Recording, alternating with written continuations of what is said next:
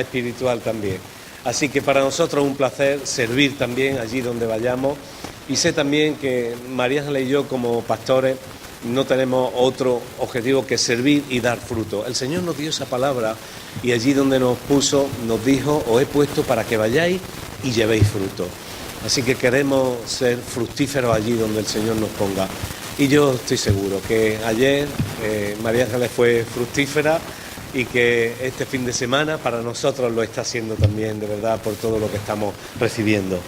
Quiero que vayamos a la palabra rápidamente. Ayer decir que en Porriño también con los hombres pasamos muy buen tiempo. Para mí fue una bendición poder tener ese tiempo tan especial, tan íntimo, en el que aprendimos de la palabra, comimos, nos reímos, lloramos, en fin, hicimos todas las cosas que hacen los hombres cuando los dejan solos. Así. Muy bien, pues quisiera compartir una palabra que se encuentra en el capítulo 6 de Lucas.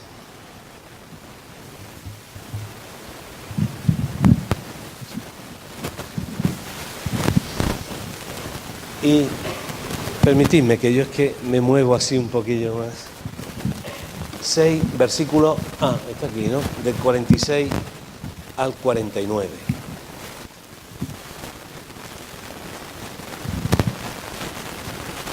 ¿Lo tenemos? Dice la palabra: ¿por qué me llamáis Señor, Señor, y no hacéis lo que yo digo? Todo aquel que viene a mí y oye mis palabras y las hace, os indicaré a quién es semejante.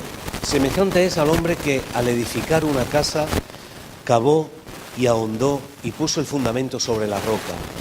Y cuando vino una inundación, el río dio con ímpetu contra aquella casa, pero no la pudo mover, porque estaba fundada sobre la roca. Mas el que oyó y no hizo, semejante es al hombre que edificó su casa sobre tierra, sin fundamento, contra la cual el río dio con ímpetu y luego cayó, y fue grande la ruina de aquella casa. Padre, en el nombre de Jesús, yo te ruego que traigas luz a esta palabra. Señor, que nos ayude a entender, Padre. Señor, gracias porque tú eres, Señor, este es el único libro que leemos cuyo autor está presente cuando lo leemos. Y pedimos, Espíritu de Dios, que tú traigas luz, que ayude, que suplas toda limitación mía, Señor, y que podamos disfrutar de este texto, Padre, en esta mañana. En el nombre de Jesús te lo pido, Señor. Amén, amén. Este fin de semana se ha hablado mucho de edificar, ¿verdad? Se ha estado hablando de edificar. Y qué interesante porque es curioso, yo en algún momento he compartido también que he trabajado en el campo de la construcción, en una empresa que precisamente se dedicaba a la geotecnia, al estudio y la investigación de las cimentaciones. Así que esto, fijaros, si me ha servido a lo largo de mi vida también. Pero creo que también estamos en momentos en los que tenemos que verdaderamente edificar. Creo que esta palabra que inserta Jesús y que he querido coger la de Lucas adrede por algunos detalles, porque me gusta mucho Lucas, cómo hay algunos matices. En el momento en el que Jesús está hablando de las parábolas, está hablando a los discípulos, acaba de coger los apóstoles, y Lucas en esa casi cronología, ¿no?, que tiene de modo lineal, inserta esto, ¿no?, que Jesús, se ve que esto no deja impasible a Mateo y Lucas. Pedro quizá a lo mejor, Marcos por la influencia de Pedro, no tiene tanta esa perfección a lo mejor para detallar esto. Y Juan, el Evangelio de Juan no lo detalla. Juan no le importa tanto las enseñanzas, Juan le importa tanto quién es Jesús. Pero Lucas inserta esto al igual que Mateo. Solamente que Mateo cambia tierra por roca y luego Lucas no especifica tanto en el proceso de edificar. Pero qué interesante porque, hermanos, si estamos hablando este fin de semana de edificar, creo que tenemos que ir indefectiblemente a este pasaje. Empieza con una pregunta Jesús en la que luego hay un giro. ¿Qué tendrá que ver una cosa con lo de llamarle Señor, verdad? Empieza Jesús diciendo: ¿por qué me llamáis Señor, Señor, y no hacéis lo que yo digo? Una palabra que confronta. Yo creo, hermanos, que estamos en tiempos en los que para edificar, si vamos a querer edificar nuestras vidas, vamos a tener que ser receptivos a lo que Dios quiera. No a lo que queremos oír, A veces Dios nos dice lo que queremos oír y lo que necesitamos, no lo que queremos. Dios nos da lo que necesitamos, no lo que queremos. Y con frecuencia eso choca con nuestro carácter, con nuestra forma de pensar. Aquí Dios claramente, Jesús lo dice: ¿por qué me decís Señor, Señor, y no hacéis lo que os digo? Aquí hay una síntesis muy clara de este texto. Es el que viene a mí y oye y hace, es como el que edifica, cava y ahonda. Es una secuencia de palabras muy clara. El bosquejo de esto está fácil.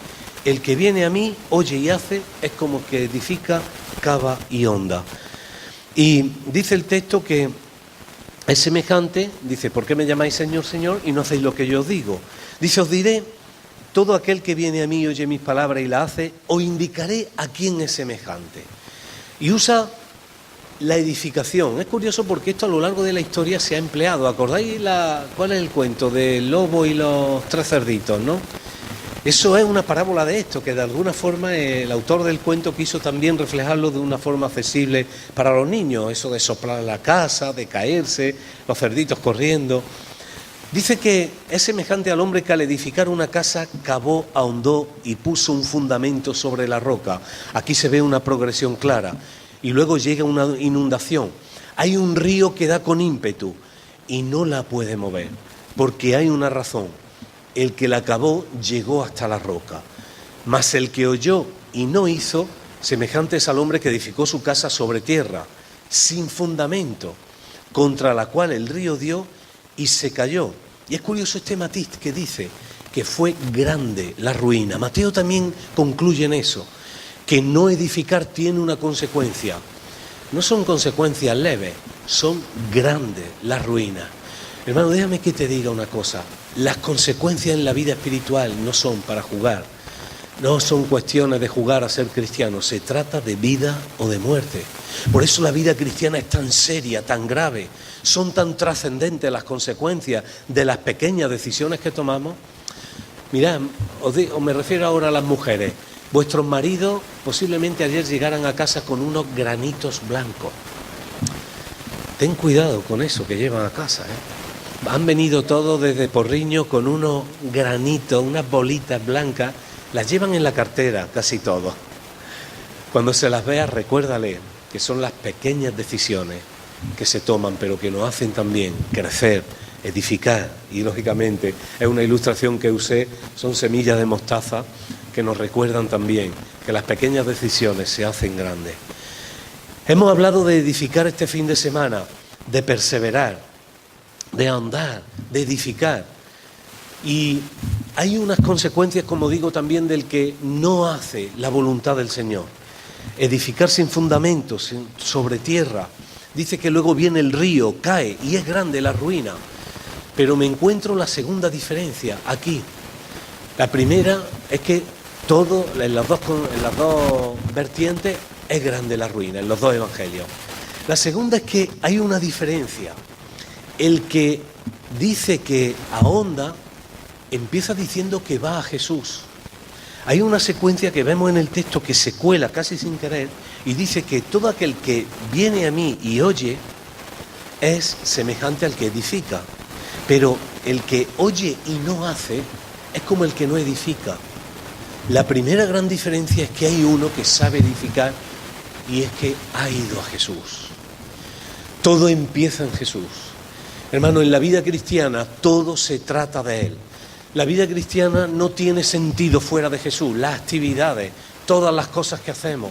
La vida cristiana nos puede llevar a un activismo estéril, una inercia que solo te va a hacer llevar una vida de cristianés, de domingo en domingo, calentando sillas.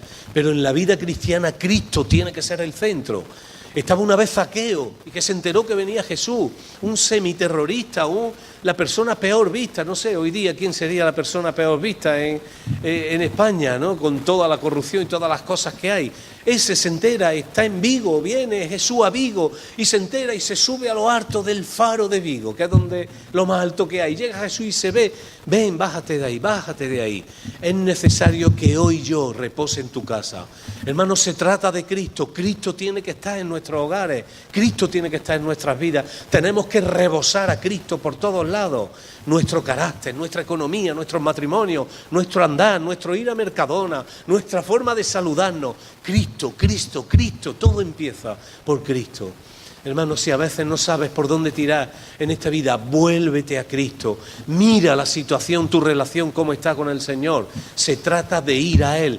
Aquí se nos cuela esto y muchas veces nos vamos por la arena y todas las ilustraciones, pero se nos olvida que el texto nos habla claramente que el que supo edificar empezó yendo a Él. Si quieres empezar a edificar tu vida, empieza por volver a Cristo. Vuélvete a Cristo. Volver a Él, a sus pies, vuelve al primer amor, desanda lo andado. Si has liado tu vida una madeja que no sabes ya ni cómo liarla, vuelve para atrás y empieza por ir a Él. El que supo edificar dice que empezó yendo a Cristo. En segundo lugar, hay algo interesante en la tierra que no tenía fundamento. El que sabe edificar cavó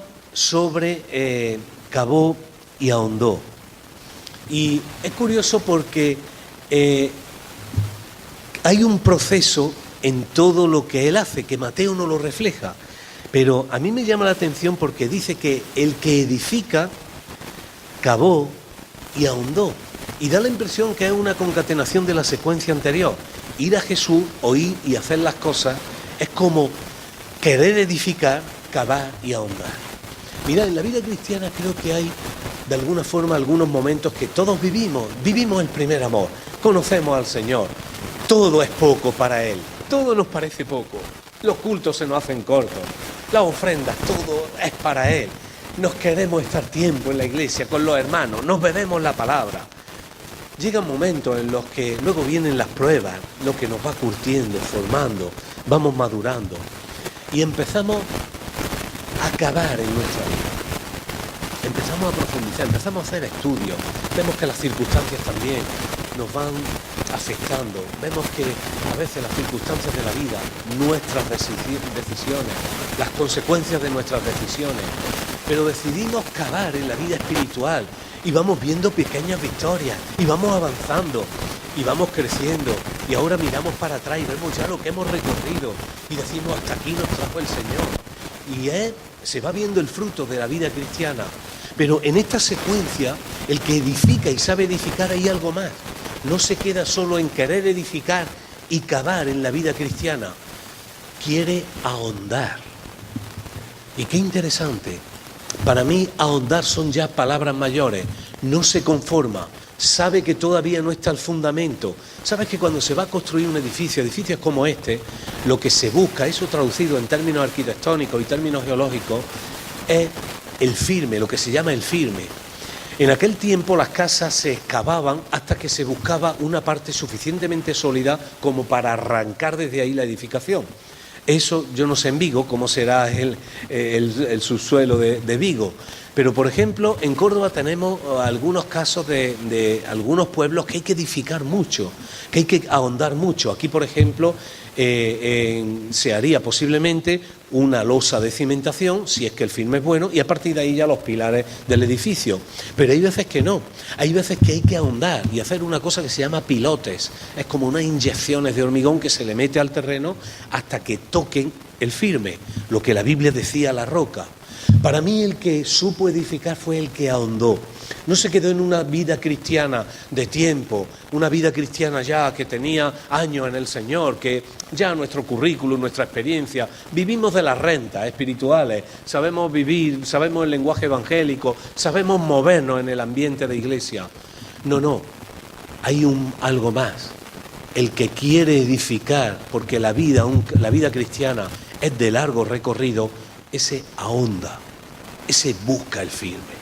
Porque llegará el día en que falten las fuerzas, llegará el día malo, llegarán las noches en las que no sabes cómo te vas a sostener. Y ese día no te van a sostener las actividades, no te va a sostener tu cultura cristiana, te va a sostener lo inconmovible. Lo que decía el autor de Hebreos, sostenido como viendo al invisible. Es el que lo sostiene en las verdades que ha creído, no el último WhatsApp con buena intención que recibió. Ese es el que ahondó. Permíteme que te diga, quizás lo que está pasando en tu vida en este momento, no es que tengas tantos enemigos como crees, no es que haya fantasmas, es que quizás Dios te está llevando a una nueva dimensión y quiere que ahondes. Estamos en tiempos en los que hay que edificar. Ayer a las mujeres se le habló también de perseverar. Yo creo que Dios está llevando a la iglesia en todo tiempo, y la iglesia de Vigo está también dentro de la iglesia del Señor y de lo que está haciendo en España. Y Dios quiere que ahondes en tu vida. Ya está bien de vivir de la renta, de la inercia, de los estudios. Sé que sabes muchos versículos. Vas 52 veces al año al culto. ¿Sabes quién ha hecho esto en la historia? Nadie. Somos la única generación en 2000 años que va 52 veces al año a la iglesia. Todo esto tiene que tener una consecuencia. Dios nos está preparando para los tiempos que estamos empezando a vivir y que los estamos viendo. Pero Dios no quiere solo que te quedes en tu buena intención de edificar, en tu buena intención de cavar. Dios quiere que ahondes, ahonda en tu vida, ahonda en tu vida. Y hermanos, creo que Dios claramente nos lo dice la palabra. En primer lugar, el que ahonda va a Cristo, lo mueve Cristo, no le afecta nada, le importa a Cristo, no deja de ir al culto por problemas personales, no dice dejo el ministerio, dejo mi responsabilidad, me enfado, pillo una rabieta, una pataleta. Creo que hay momentos en los que hay que dejar atrás ya la inmadurez y dar paso hacia adelante. Eso se llama ahondar hasta llegar a la roca, hasta llegar a Cristo. Venir aquí porque me mueve el Señor, porque la Biblia me llama a la comunión, porque este es el mejor lugar donde puedo estar un domingo. Eso se llama ahondar, eso se llama un giro de tuerca más, el que Dios quiere que des en tu vida. Hay en Córdoba tenemos un pueblo que es muy curioso, porque tenemos dos pueblos que geológicamente hablando son muy interesantes, y ahí es donde yo vi claramente esta parábola. Tenemos un pueblo que se llama El Carpio, está en la Nacional Cuarta, 20 kilómetros antes de llegar a Córdoba, y ese pueblo, en mi empresa, nos llamaban cada 2 por 3, estaban yendo los técnicos, gente para analizarlo, porque es un pueblo que está hecho sobre un monte de arcilla, y la arcilla, como vimos el viernes, vimos que la arcilla se comporta de manera imprevisible. En cada lugar de España la arcilla se comporta diferente. Este pueblo es un pueblo que se llama El Carpio, que es de la Duquesa de Alba, y está hecho sobre un monte de arcilla. ¿Te puedes creer que las casas del Carpio están, raro es la casa que no tiene grieta? Allí ya se convive, ya nadie, para nada es un drama, pero urbanizaciones nuevas, viejas, se construya lo que se construya, a las casas con el tiempo le salen grietas, porque con las oscilaciones de temperatura que hay en Andalucía, de pasar de 0 grados a 45 más la arcilla, hace que se mueva el terreno y al final se agrietea.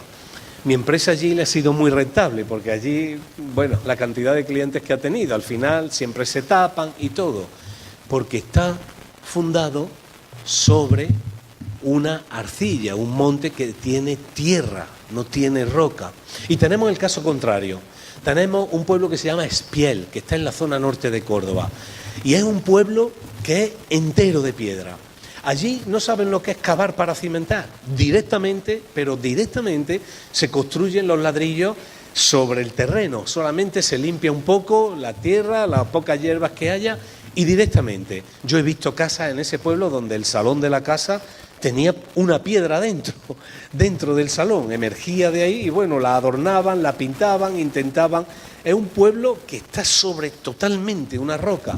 Allí no se mueve nada, no hay una raja, no hay una grieta, porque ese pueblo está fundamentado. Además es granito, queso fuerte, aquí también sé que hay mucho.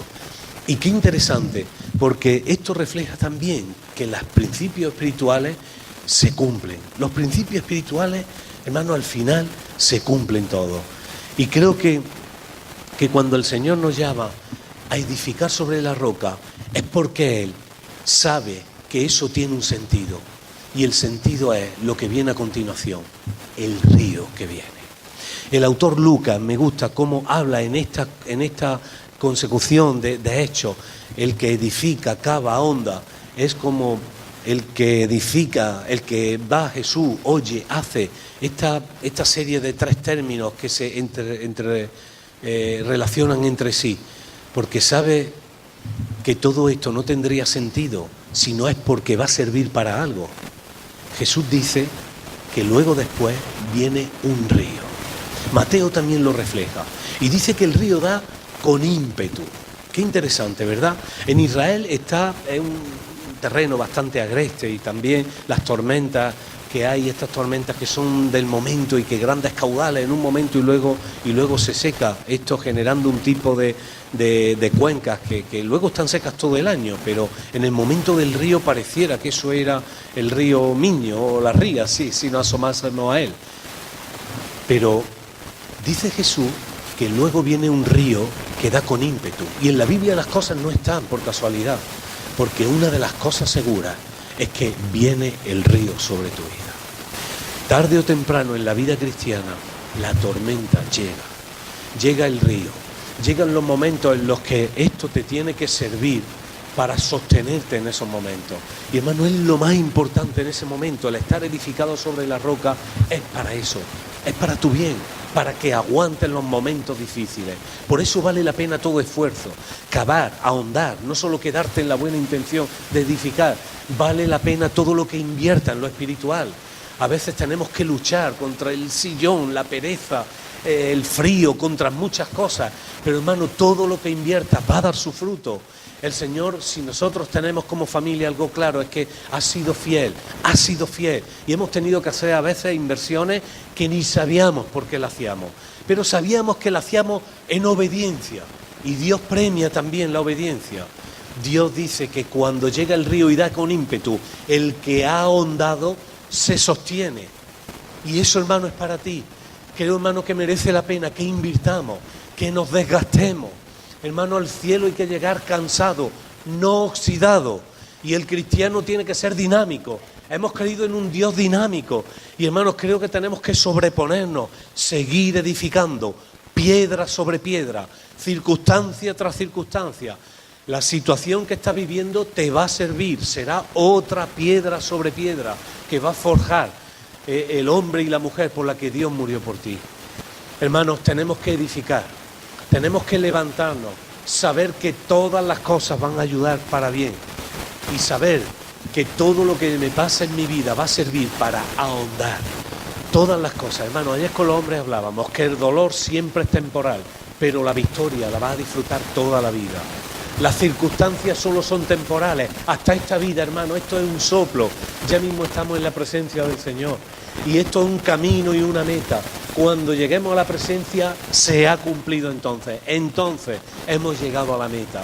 Mientras tanto tenemos que agarrarnos a esto, edificar para las siguientes generaciones. Tenemos una gran responsabilidad con nuestros hijos, tenemos que ser padres responsables. Lo que va a pasar ahora ahí puede ser más trascendente que lo que va a pasar aquí ahora. Lo que está pasando con nuestros hijos, nuestra familia, creo que eso va a impactar más y a dejar más huella en las futuras generaciones. Por eso, hermanos, creo que no solo tenemos que tener la buena intención de ir al culto, la buena intención de edificar, no solo involucrarme un poquito, cavar, un poquito me involucro, sino edificar, ahondar hacia abajo. Los discípulos ahondan y dan hasta la roca. Y creo que, hermano, hay algo interesante. Cuando se habla también de edificar, el que edifica, ahonda. Y hay una palabra que para mí me recuerda cuando el viernes la compartía. Cuando hablamos de ahondar, creo que hablamos de un grado más, llevarnos a un nivel más de compromiso, un nivel más de comunión, un nivel más de mayordomía, un nivel más de decir sigo adelante. El otro día hablábamos de ¿podré yo hacer la obra en ti? Cuando el alfarero hizo la vasija y se le estropeó, la hizo de nuevo y siguió adelante porque creyó que se podía concluir la obra de la vasija. Dios se ha empeñado en concluir la obra en ti. La gran pregunta final es, ¿podré yo hacer esto con el pueblo de Israel? ¿Podré yo hacer la obra en ti? La pregunta es, ¿podrá el Señor hacer la obra en ti? Cuando se habla de edificar y de piedra y de roca, hay una palabra que me impacta en Primera de Pedro, capítulo 2, versículo 6. Cuando Pedro habla de un término teológico aplicado a la arquitectura.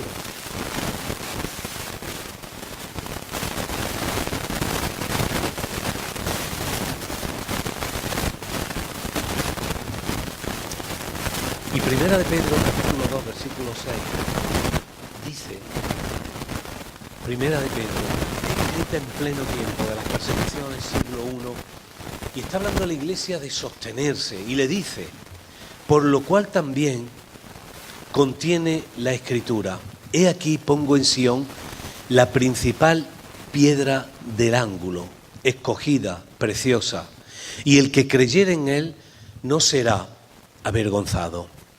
Qué interesante, porque os dejo una tarea, poned luego en Google, no ahora, piedra del ángulo, en imágenes, vais a ver lo que aparece. No sé si se puede hacer ahora, ¿es posible? Bueno, es una piedra que se emplea en la construcción, pero que tiene una posición muy clara. No es la piedra angular, que hablaba el salmista y que habla hebreo. Pedro está hablando de Jesús, del lugar que tiene que ocupar Jesús. Y aquí alude a un término arquitectónico y lo sitúa como la principal piedra del ángulo. La principal piedra del ángulo es una piedra que se pone en un lugar. Si este fuese un edificio, esto fuese un bloque, estaría en la parte inferior en una de las esquinas. Esto en las construcciones antiguas se le llamaba, lo que en las casas antiguas se llamaba el muro de carga, no sé si os acordáis, y de ahí partían ya todos los que hemos conocido las vigas de madera, los muros de cal, esas construcciones antiguas. Y no sé si sale en la imagen, principal piedra del ángulo, le das a Google Imágenes y aparece ahí. ¿La veis? Esa es. Déjalo ahí porque me va a servir. Aquí han mezclado las dos cosas. Déjalo ahí porque me va a servir. Eso es. ¿Veis dónde está? Esta piedra es ahí. Ya está, no os preocupéis. Esa piedra es de donde parte todo. Pedro dice de Jesús que tiene que estar ahí. La función de esa piedra es que de ahí salen todas las cargas. Y ahí llegan, lógicamente, todas las cargas, toda la distribución de las cargas, todas las vigas, todo el peso de ahí, descansa ahí y parte de ahí. Y de ahí yo creo que tenemos que extraer una gran enseñanza. Todo tiene que partir de Él. Todo lo que edifique en tu vida tiene que partir de Él. Lo que te motive para hacer. La próxima idea que vaya a decirle al pastor Miguel que tengo carga por esto, tiene que partir de la piedra, del ángulo, tiene que partir de Jesús. Y además, todas las cosas tienen que descansar en Jesús. Hermanos, para edificar bien nuestras vidas, nuestras familias, nuestros ministerios, nuestros matrimonios, nuestras iglesias, nuestros proyectos, nuestros negocios, todo tiene que partir de Jesús y todo tiene que volver a Jesús. La motivación tiene que ser Jesús, que todo salga de Él y que todo al final le dé la gloria a Él. Entonces estarás edificando y ahondando y habrás llegado a la roca, la principal piedra del ángulo. Pero también hay otro momento de edificación, que es la cabeza del ángulo, Jesús puesto como cabeza del ángulo. Y ahora nos vamos a ir allí, la imagen de arriba, a la izquierda. Es un término también, lo dice Hechos capítulo 4, en la predicación de Pedro. Si veis Hechos capítulo 4, versículo 11, dice, este Jesús es, Hechos 4, 11, es la piedra reprobada. ¿Qué cosa, La piedra rechazada por vosotros, los edificadores, el mismo pueblo de Dios, hecha la piedra más importante. Y ahora dice que ha venido a ser cabeza del ángulo. Dice también el Salmo 118, 22, que Él es la cabeza del ángulo. Esto es importante porque ese ángulo se sostiene, ese arco se sostiene porque arriba en la clave está esa piedra roja Si quitáramos eso nada más, se venía todo abajo. Qué interesante. Pedro dice también que Él es la cabeza del ángulo. O sea que si en el otro decíamos que en Él empiezan todas las cosas y descansan en Él, aquí en Él termina todas las cosas. Él acaba todas las obras. Lo que Él empezó en ti, lo va a acabar a pesar de ti. Él es quien va a acabar esta etapa de tu vida. Permitidme ahora que os hable también a los que tenéis cierta edad. Dios quiere que tengas buena vejez. Este término que habla la Biblia tanto. Dios no te quiere mantenido, subvencionado en el hogar del pensionista jugando al dominó, como hace, ¿me entendéis? ¿Sabéis lo que es el hogar del pensionista? Aquí se usa eso. Pues no sé, ¿cómo le llama? Josué con 85 años todavía tenía cosas que hacer en la agenda. Dios tiene todavía cosas que hacer en Vigo y con esta iglesia, y tú eres parte también de lo que Dios va a hacer, porque Dios es también la cabeza del ángulo en tu vida. Hermanos, estamos llamados a edificar por todos lados, a acabar, a ahondar, a ser la piedra angular, la cabeza del ángulo. Hay edificación por todos lados. Tenemos a Cristo en nuestras vidas, tenemos al Espíritu Santo que nos ha sido dado. Hermanos, sigamos adelante, no cabe otra. En este mundo en el que está cada vez más vago, en el sentido más apático, menos dinámico, nosotros, el Señor nos llama a seguir edificando, a seguir perseverando, esa palabra que también oísteis ayer. Y creo, hermanos, que ya casi para terminar, quiero hablar de volver casi para el principio. Creo que la clave para terminar en esto la tenemos también de nuevo en los primeros versículos. Esa pregunta de por qué me llamáis Señor, Señor, a mí me volvía, digo, Señor, ¿qué quieres decir con esto? El año pasado estuvimos, Ángeles y yo, estuvimos y Paula, no, estábamos los tres nada más. Anda, este viaje fue como aquel. Y estuvimos los tres en Israel. Y hermano, me pasó una experiencia. Estábamos en Cesarea de Filipo, donde nace el Jordán.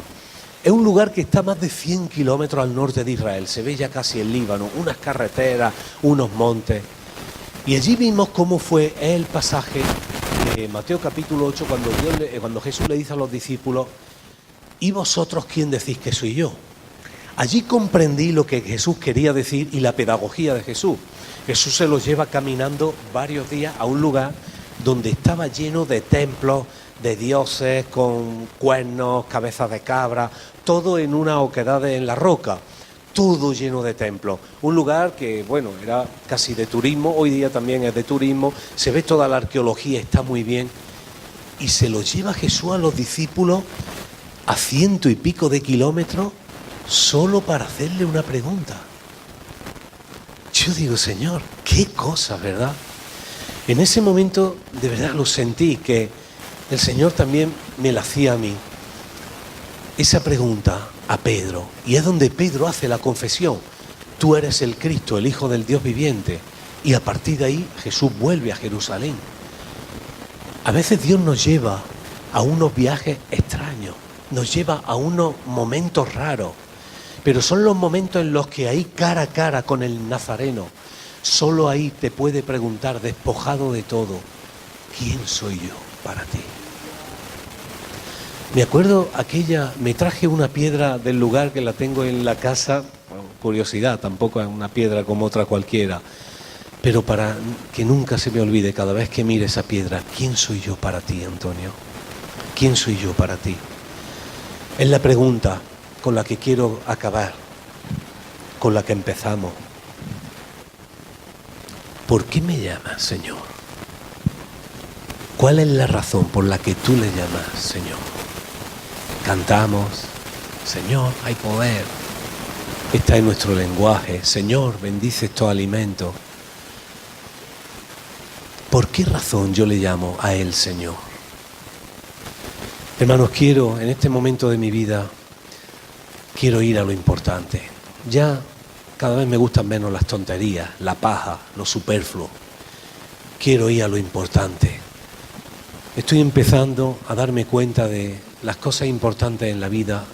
Solo hay una cosa importante, las personas. Solo hay eso. Tenemos que cuidar las personas, las amistades, los hermanos, la familia espiritual que el Señor te ha puesto, con sus pros, sus contras, con su más guapo, más feo, sus olores, sus tonterías, sus pegos. En todas las iglesias está el parchoso, el espiritual, el gracioso, el maduro. Eso lo tenemos en todas las iglesias. Pero son vidas que Él rescató y te las ha puesto al lado. ¿Por qué razón yo le llamo a Él Señor? Estoy seguro que si Él me lo preguntara, después de todas las cosas que han pasado en nuestras vidas, en mi vida personal, en la vida de María Ángeles, la de mi hija Paula, mi hijo Pedro, estamos pagando un precio alto por servirle, pero una de las cosas es que hemos decidido no volver atrás. Si tuviéramos que decidirlo, y mira que hay momentos que hemos tenido dolores de cabeza, le serviríamos a igual. Nuestra vida no tiene sentido sin Él. Y ahora, ya que estamos con estos hijos tan guapos y que ya mismo vendrán un día y nos presentarán, papá, te presento a Josué, mamá, te presento a Noemí, y nos echaremos a temblar como Minio se echó a temblar cuando se casó su hija. Seguiremos adelante, a pesar de las circunstancias. Estoy seguro que cada uno de vosotros no hay otra cosa mejor que Cristo en vuestra vida. ¿Por qué le llamaremos Señor? ¿Por qué le llamamos? Porque nos salvó. Le llamo Señor porque me salvó. Estoy aprendiendo a apreciar en esta etapa de mi vida la salvación. Esa palabra que parece tan ahí, que pasa desapercibida. Hermano, tengo vida eterna. Tenemos vida eterna. Somos el pueblo que tiene el futuro asegurado. Esto no va a depender ni de primas de riesgo ni de pensiones. Tu futuro está ya guardado, asegurado. ¿Por qué le llamo Señor? Porque mi nombre está escrito en el libro de la vida. Mi nombre, cuando se abra y esté ahí, y ponga María, José, ponga Paula, wow, y ponga Antonio, wow. Le llamo Señor porque ha sido fiel. No me ha faltado nada. Llevamos 27 años en sus caminos. No nos ha faltado nada. Ni años de crisis, ni nada. Hemos comido todos los días. Tenemos techo, abrigo, hasta móvil tenemos. Y me voy a callar ya, tengo hasta una tablet. Aquí tengo hasta una tablet. Dios mío, a veces me avergüenzo de las cosas que tengo. Le digo al Señor que no sea desagradecido. ¿Por qué le llamo Señor? Porque me ha dado una familia. Tengo la mejor esposa. Y con el tiempo lo estoy, como ayer hablábamos los hombres, ¿verdad? Hay cosas que se aprecian con el tiempo. Y quiero aprovechar mis años con ella, con la mujer que el Señor me dio. Porque tengo unos hijos que son mi iglesia. Yo soy pastor. Desde que nació mi primer hijo soy pastor. Y desde que nació Paula soy pastor. Tengo 2 ovejas, 2 ovejitas que tengo que cuidar. Y el Señor me ayuda a pesar de mí. Me ayuda. Sé que no soy un ejemplo de padre, pero ahí estamos, en el camino, peleando. Yo quiero cruzar también la línea con vosotros que ayer cruzamos todos los hombres. ¿Por qué me llamáis Señor, Señor? Porque Señor, a pesar de todo, te quiero seguir. No encuentro nada mejor en esta vida. No me llama la atención la iglesia de enfrente, y mucho menos irme al mundo, ni mucho menos. Yo ya sufrí las consecuencias. Le quiero seguir llamando Señor. Y Él sé que me llama hijo. Pero sobre todas las cosas, hay cosas que no entiendo, que pasan en mi vida y no entiendo, como a ti te pasan. Y que no se casan con lo espiritual y con los predicadores que vienen, que parecen, oye, que viven en el mundo de Yupilandia. Y yo la estoy pasando canuta. Pero a pesar de todo, Dios me ha sostenido. Y hoy, 23 de septiembre del 18, decido cavar, ahondar, perseverar para seguir a Cristo. Por una razón, he decidido seguir a Cristo. Hoy decido seguir a Cristo.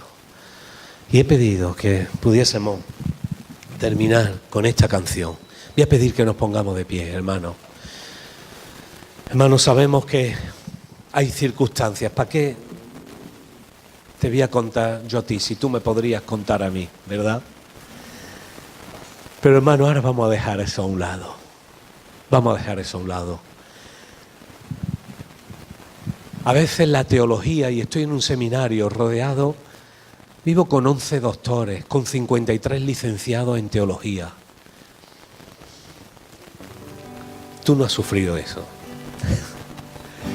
A veces Dios me dice, como a nuestra familia nos ha dicho, cuando se acaban los versículos, los estudios bíblicos, la exégesis, la apologética, la escatología, todas esas palabrejas que no las sabe nadie, Dios nos dice, persevera. Y eso a mí me da vida. Dios usó a mi mujer para traer esa palabra a la familia y os digo que me está sirviendo más que todos los cursillos que yo doy en el seminario. Persevera, cava, ahonda, trabaja. Pon a Cristo como cabeza del ángulo. Pon a Cristo como piedra angular. Deshaz lo andado si te has equivocado. Admite que has metido la pata. Sé hombre para eso. Sé una mujer que edifica su casa. Persevera, persevera. Ahonda. Y verás tu vida edificada con el paso de los años. Volveremos aquí y habrás edificado piedra sobre piedra. Decide edificar. Decide seguir a Cristo. Amén. Aleluya, Jesús. Canta esta canción. Canta esta canción. Levanta tu ánimo.